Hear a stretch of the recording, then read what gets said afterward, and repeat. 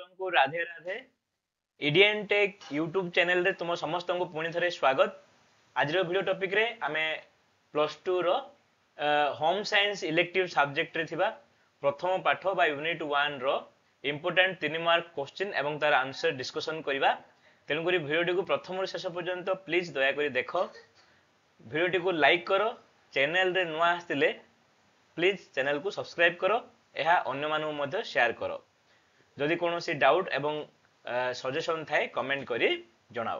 ତେବେ ଚାଲ ଆଜିର ଭିଡ଼ିଓ ଟପିକରେ ଆମେ ହୋମ୍ ସାଇନ୍ସ ଇଲେକ୍ଟିଭ ସବଜେକ୍ଟର ୟୁନିଟ୍ 1 ର 3 ମାର୍କ ଇମ୍ପୋର୍ଟାଣ୍ଟ କ୍ୱେଶ୍ଚିନ୍ ଏବଂ ତାର ଆନ୍ସର ଡିସ୍କସନ୍ କରିବା। ତେବେ 1 ନମ୍ବର ପ୍ରଶ୍ନଟି ହେଉଛି ଗୃହ ପରିଚାଳନା କହିଲେ କ'ଣ ବୁଝାଯାଏ? ଗୃହ ପରିଚାଳନା କହିଲେ କ'ଣ ବୁଝାଯାଏ? ପଏଣ୍ଟ ଅନୁସାରେ ଆମେ ଡିସ୍କସନ୍ କରିବା, ଯାହାଫଳରେ ତୁମମାନଙ୍କର ମନ ରହିବାକୁ ମଧ୍ୟ ସୁବିଧା ହେବ। ତେବେ ପ୍ରଥମ ପଏଣ୍ଟ ହେଲା ଉତ୍ତରରେ ଯେ ପାରିବାରିକ ସାଧନକୁ ବିନିଯୋଗ କରି ପରିବାରର ସମସ୍ତ ସଦସ୍ୟମାନଙ୍କୁ ଶାରୀରିକ ଓ ମାନସିକ ସୁସ୍ଥତା ପ୍ରଦାନ କରିବାକୁ ଗୃହ ପରିଚାଳନା କୁହାଯାଏ। এই ପଏଣ୍ଟକୁ ଭଲ ଭାବରେ ମନେ ରଖ ପିଲାମାନେ, କାରଣ এই ପଏଣ୍ଟକୁ ଆମେ 1 ମାର୍କିଆ ପ୍ରଶ୍ନରେ ମଧ୍ୟ ପ୍ରଶ୍ନ ଆସିଲେ ତାର ଉତ୍ତର ଆକୁ ଲେଖିପାରିବା ଯେ ଗୃହ ପରିଚାଳନା କାହାକୁ କୁହାଯାଏ। ତେବେ ତମେ ଲେଖିବ ଯେ ପାରିବାରିକ ସାଧନକୁ ବିନିଯୋଗ କରି ପରିବାରର ସମସ୍ତ ସଦସ୍ୟମାନଙ୍କୁ ଶାରୀରିକ ଓ ମାନସିକ ସୁସ୍ଥତା ପ୍ରଦାନ କରିବାକୁ ଗୃହ ପରିଚାଳନା କୁହାଯାଏ। ତାପରେ ପଏଣ୍ଟ 2 ରେ ଦକ୍ଷତା ପାରିବାରିକ ସାଧନ ଦୁଇ ପ୍ରକାରର ହୋଇଥାଏ। ପିଲାମାନେ ମନେ ରଖ ଯେ ପାରିବାରିକ ସାଧନ ଦୁଇ ପ୍ରକାରର। ପ୍ରଥମ ସାଧନଟି ହେଉଛି ମାନବିକ ସାଧନ, ଯାହା ମନୁଷ୍ୟମାନଙ୍କ ପାଖରେ ବା ପରିବାରର ସଦସ୍ୟମାନଙ୍କ ପାଖରେ ଥାଏ, ଯେମିତିକି ଜ୍ଞାନ, ଆଗ୍ରହ, କୌଶଳ, ମନୋଭାବ। ଆଉ ଦ୍ୱିତୀୟଟି ହେଲା ଭୌଗୋଳିକ ସାଧନ। ଭୌଗୋଳିକ ସାଧନ କ'ଣ ନା ସମୟ, ଶକ୍ତି, ଅର୍ଥ, ସାମାଜିକ ସୁବିଧା ଇତ୍ୟାଦି। ତାପରେ ପଏଣ୍ଟ ନମ୍ବର 3 ରେ ତେଣୁ ପରିଚାଳନା କହିଲେ ଯୋଜନା ଅନୁସାରେ ଉପରୋକ୍ତ ସାଧନ ଗୁଡ଼ିକୁ ଉପଯୁକ୍ତ ବିନିଯୋଗ କରି ନିର୍ଦ୍ଦିଷ୍ଟ ଲକ୍ଷ୍ୟ ହାସଲ କରିବା। ପଏଣ୍ଟ 4 ରେ ଗୃହ ପରିଚାଳନା କହିଲେ ଗୃହ ଓ ଗୃହର ଯାବତୀୟ ଉପକରଣ ଗୁଡ଼ିକୁ ସୁରକ୍ଷିତ କରିବା ଓ ପରିବାର ବର୍ଗଙ୍କର ସୁସ୍ଥ ଜୀବନଯାପନ ନିମନ୍ତେ ସବୁ ପ୍ରକାର କାମକୁ ଯଥା ରୀତିରେ ଓ ଯଥା ସମୟରେ ସମ୍ପାଦନା କରିବାକୁ ବୁଝାଏ।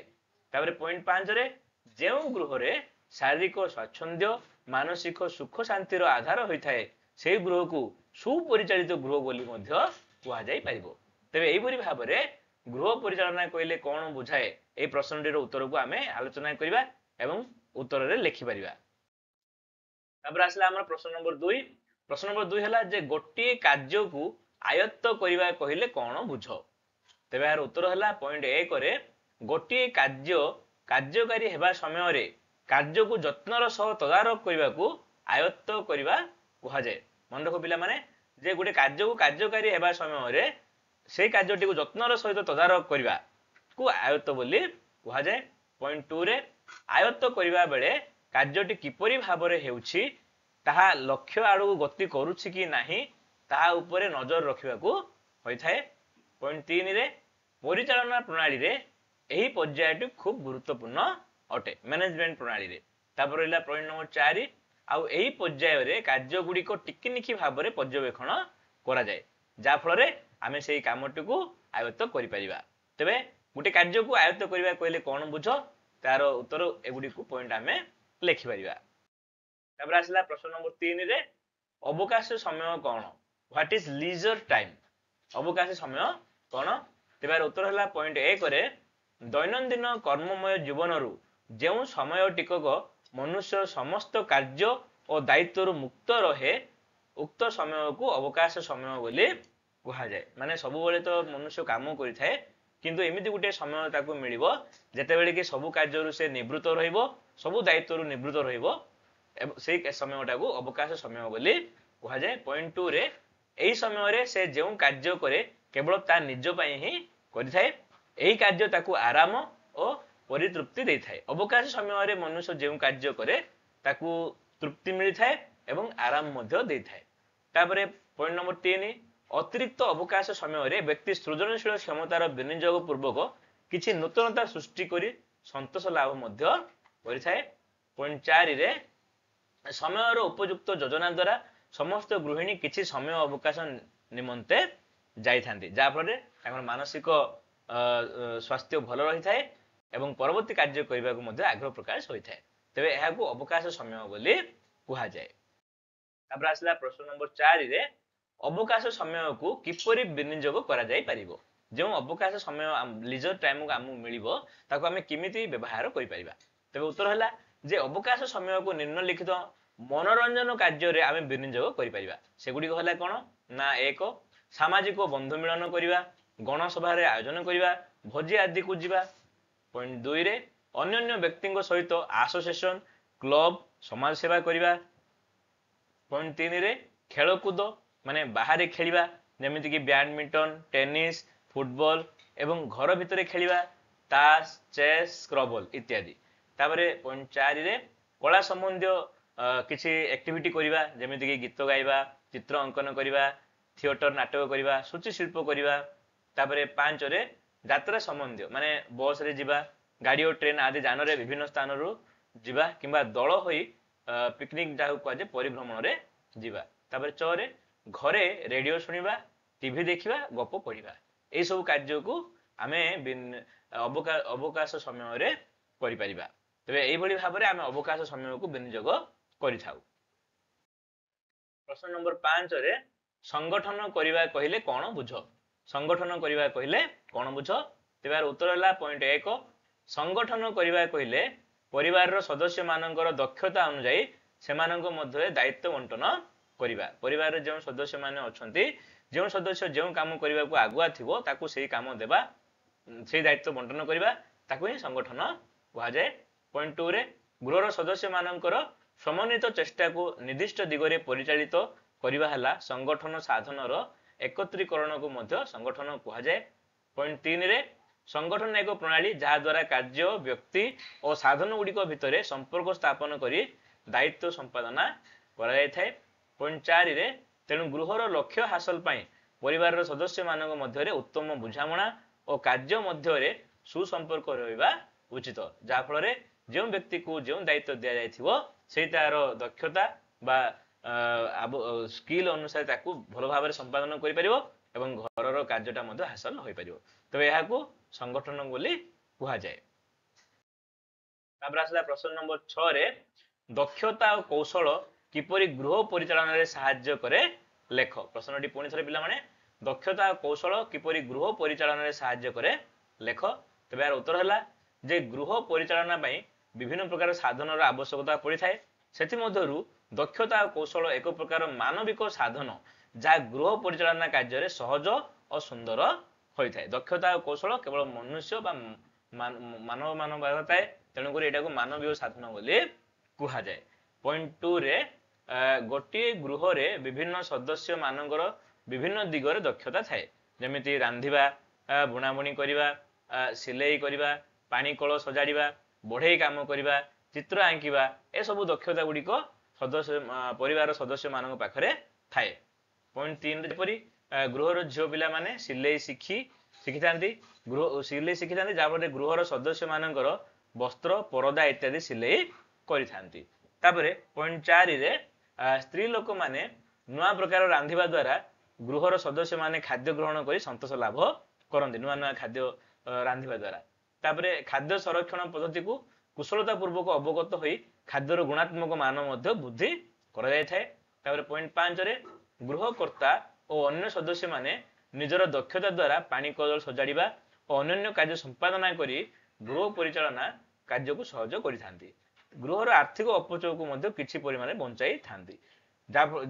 ନିଶ୍ଚିତ ଭାବରେ ଯଦି ଆମକୁ ଦକ୍ଷତା ଓ କୌଶଳ ଜଣା ଅଛି ଘରର କିଛି କାମ କରିବାରେ, ସେଇ କାମ ଯଦି ଆମ ସଦସ୍ୟ ମାନେ କରିଦିଅନ୍ତି ତାହେଲେ ଆମର ଟଙ୍କା ଅପଚୟ ହେବାରେ ମାନେ ଖର୍ଚ୍ଚ ହେବାରୁ ମଧ୍ୟ ଆମେ ବଞ୍ଚି ପାରିବା। ତେବେ ଏଇଭଳି ଭାବରେ ଦକ୍ଷତା ଓ କୌଶଳ ଗୃହ ପରିଚାଳନାକୁ ସାହାଯ୍ୟ କରିଥାଏ। ତାପରେ ଆସିଲା ପ୍ରଶ୍ନ ନମ୍ବର 7। ପ୍ରଶ୍ନ ନମ୍ବର 7 ରେ ସମୟ ଯୋଜନାର ପର୍ଯ୍ୟବେକ୍ଷଣ କିପରି କରିବେ ଲେଖ। ସମୟ ଯୋଜନାର ପର୍ଯ୍ୟବେକ୍ଷଣ କିପରି କରାଯାଇ ପାରିବ। ତେବେ ଏହାର ଉତ୍ତର ହେଲା ପଏଣ୍ଟ 1 ରେ ସମୟ ଯୋଜନାଟି ପ୍ରତ୍ୟେକ ପର୍ଯ୍ୟାୟରେ ଫଳପ୍ରଦ ଭାବେ କାର୍ଯ୍ୟକାରୀ ଠିକ ଭାବରେ ହୋଇଛି କି ନାହିଁ ଦେଖିବାକୁ ସମୟ ଯୋଜନା ପର୍ଯ୍ୟବେକ୍ଷଣ ବୋଲି କୁହାଯାଏ। ମାନେ ଠିକ ସମୟରେ ଗୋଟେ ଠିକ ଯୋଜନାଟି କାର୍ଯ୍ୟକାରୀ ବା ଫଳପ୍ରଦ ହୋଇଛି ନା ନାହିଁ ତାକୁ ଦେଖିବାକୁ ସମୟ ଯୋଜନା ବୋଲି କୁହାଯାଏ। ତାପରେ ପଏଣ୍ଟ 2 ରେ ପର୍ଯ୍ୟବେକ୍ଷଣ ସପ୍ତାହର ଯେକୌଣସି ଦିନ କିମ୍ବା ମାସର ଯେକୌଣସି ଦିନରେ କରିବା ଉଚିତ। तापर पॉइंट 3 रे या लक्ष्य स्थल रे पहुंचुची कि नाही, परिवार समस्त सदस्यंकर आशा को पूर्ण करिछि कि नाही, योजना रे कोनोसी त्रुटि रहि जाइछि कि नाही, यार समस्त स्तर निरीक्षण होइछि कि नाही, एई सब प्रश्नर उपयुक्त उत्तर अवगत होई परिले गृह परिचालना समस्त योजना रे निपुण बोली स्थिर करि हबो। तबे समय अनुसार याकू पर्यवेक्षण करियाकू पड़िଥାଏ। पॉइंट 4 रे मोटामोटी भावे समय योजनार पर्यवेक्षण अर्थ होला जे प्रत्येक कार्य ठीक समय रे यथा रीति रे संपादित होइछि कि नाही देखिबाकू समय योजना बोली कुहा जाय। तापर आसला प्रश्न नंबर 8 रे शक्ति साधनर परिचालना कहिले कोन बुझ। शक्ति साधन परिचालना कहिले कोन बुझ। तेबार उत्तर होला पॉइंट 1 रे जे मनुष्यर कार्य करिवार क्षमता को शक्ति कुहा जाय। समय परि शक्ति को स्पष्ट भावे उपलब्धि करि हुए नाही। पॉइंट 2 रे कार्य करि सारिबा परे केतेक शक्ति क्षय होला और अवशिष्ट केते रहिला और केउ व्यक्ति केते कार्य करिवा पई समर्थ ए विषय धारणा करिवा कष्ट होई थाए। पॉइंट 3 रे अल्प समय मध्य रे अल्प शक्ति विनिमय रे बेसी कार्य करिवा को शक्ति साधनर परिचालना बोली कुहा जाय। मन रखो पिला माने जे अल्प समय मध्य रे अल्प शक्ति विनिमय रे बेसी कार्य करिवा को शक्ति साधन बोली कुहा जाय। तापर पॉइंट 4 रे शक्तिर परिचालना पई प्रथमे यत्नर सह योजना प्रस्तुत करिवा आवश्यक होई थाए। पॉइंट 5 रे मानविक शक्ति को परे केतेक वैद्युतिक यंत्रपाति प्रयोग द्वारा मध्य संचय करा जाय परिबो। निहाती भाबरे आजिकाली रेफ्रिजरेटर एसी तापरे वाशिंग मशीन ए सब आसीबा फल रे मानविक शक्ति केतेक संचय मध्य करा जाय पारुछि। त ए वीडियो को लाइक करो पिला माने। तापर आसला प्रश्न नंबर 9 रे साप्ताहिक कार्य काहाकू कहंती। साप्ताहिक कार्य काहाकू कहंती। तेबे उत्तर होला पॉइंट 1 रे आजिकाली जुग रे अधिकांश महिला बाहर चाकरी करंती। एही हेतु बेले बेले दैनिक कार्य रे किछि किछि कार्य बाद पड़िताई थाए आउ एहाकू सप्ताह को थरे करा जाई थाए। पॉइंट 2 रे साप्ताहिक कार्य गुडी को हला जे लुगा सिलाई करिवा, लुगा सफा करिवा, तापरे घरर कार्पेट को सुखाइबा, सप्ताहिक पई केतेक द्रव्य क्रय करिवा, आचार तयारी करिवा, पिठा तयारी करिवा, बडी पाम्पड़ प्रस्तुत करिवा, तापरे घर झाड़िबा, बंधु घर को जिबा, नुआ धरणर खाद्य प्रस्तुत करिवा, तापरे डाक्टरंक निकट को रोग निमंते परीक्षा करिवा को जिबा, कोनोसी असज होइथवा द्रव्य को सज करिवा, तापरे बगीचा काम करिवा। ए सब जाको होची साप्ताहिक कार्यर उदाहरण। आउ जेहेतु प्राय अधिकांश महिला आजिकाली चाकरी करंती तेणु करी सप्ताह रे एही कार्य गुडी को सेमाने करंती। प्रश्न नंबर 10 रे क्लांति कहिले कोन बुझ, एहाकू किपरि दूर करा जाय पारिबो। क्लांति कोन, एहाकू किपरि दूर करा जाय पारिबो। तेबे यार उत्तर हला पॉइंट 1 रे अत्याधिक परिश्रम परे मनुष्य थकी जाए और काम करबा को इच्छा प्रकाश करे नाही। आ एहार मुख्य कारण होचे क्लांति। क्लांति दि प्रकार रो, गोटे होचे मानसिक क्लांति और शारीरिक क्लांति। पॉइंट 2 रे शरीर मध्य रे श्वेतसार, स्नेहसार और पुष्टिसार रो कारण शक्ति उत्पन्न होई थाए, ताहा हमकु कार्य करिबा निमंते सक्षम करे। एही कारण जनित विभिन्न दूषित पदार्थ माने ए जो आमे खाद्य रे श्वेतसार, स्नेहसार, पुष्टिसार ग्रहण करी ताकू सेथिरु आमे शक्ति पाइले, तबे सेही खाद्य रु किछि दूषित पदार्थ मध्य आसी थाए जहा कि श्वासतंत्र जंत्र, चर्म, वृकक और बृहजंत्र द्वारा शरीर रु निष्कासित होई थाए बा बाहरी थाए। पॉइंट 3 रे जारण रु जात अंगारकाम्ल और लैक्टिक एसिड रक्त रे अति मात्रा रे होई गले क्लांति जन्मे। जेतेबेले खाद्य हमर पाचे बा पचन हुए सेतेबेले अंगारकाम्ल गैस बाहरे आउ लैक्टिक एसिड रक्त रे मध्य यदि अति मात्रा रे मिसी जिवो तेबे हमु क्लांति लागिवो। तेणु विश्राम नेबा द्वारा अंगारकाम्ल निष्कासित हो जाए और लैक्टिक एसिड यकृत को जाई ग्लाइकोजन रे परिणत हुए। एपरि भाबरे आमे क्लांति दूर करि परिबा। तापर आसला प्रश्न नंबर 11 रे मानसिक क्लांति किपरि सृष्टि हुए लेख। मानसिक क्लांति किपरि सृष्टि हुए। तेबार उत्तर होला पॉइंट 1 जे कार्य रे विरक्ति भाव सृष्टि हेबा द्वारा। पॉइंट 2 कार्य रे विफलता हेबा द्वारा। पॉइंट 3 कार्य रे विरक्तिजनक क्लांति कार्य प्रति आग्रह कम करि दै थाए। पॉइंट 4 बहुत दिन धरि गोटे कार्य करबा द्वारा आग्रह कमी जाए। पॉइंट 5 कार्य रे नूतनता न रहबा द्वारा कार्य प्रति वितृष्णा भाव मध्य सृष्टि हुए। पॉइंट 6 कार्य पई प्रवर्तन रो अभाव रो क्लांति उत्पन्न होई थाए। पॉइंट 7 जेतेबेले ए योजना ଯେତେବେଳେ ଏକ ଯୋଜନା ଲକ୍ଷ୍ୟ ହାସଲ ନ କରି ବିଫଳ ହୁଏ ସେତେବେଳେ ମଧ୍ୟ ଏହି ବିଫଳତାରୁ କ୍ଳାନ୍ତି ସୃଷ୍ଟି ହୁଏ। ପଏଣ୍ଟ 8 ରେ କାର୍ଯ୍ୟ ପ୍ରତି ସଦିଚ୍ଛା ନଥିଲେ କାର୍ଯ୍ୟ କରିବାର ପ୍ରତିକୂଳ ପରିବେଶ ପରିବାର ସମସ୍ତଙ୍କ ଇଚ୍ଛା ପୂରଣ ନ କଲେ ଏକ ପ୍ରକାର କ୍ଳାନ୍ତିବୋଧ ମଧ୍ୟ ସୃଷ୍ଟି ହୁଏ। ତେବେ ଏହି ସବୁ କାରଣ ଯୋଗୁଁ ମନୁଷ୍ୟମାନଙ୍କ ମଧ୍ୟରେ ମାନସିକ କ୍ଳାନ୍ତି ବା ମେଣ୍ଟାଲ ଇରିଟେସନ ସୃଷ୍ଟି ହୋଇଥାଏ। ତାପରେ ଆସିଲା ପ୍ରଶ୍ନ ନମ୍ବର 12 ରେ ମାନସିକ କ୍ଳାନ୍ତିକୁ କିପରି ଦୂର କରାଯାଇ ପାରିବ ଲେଖ।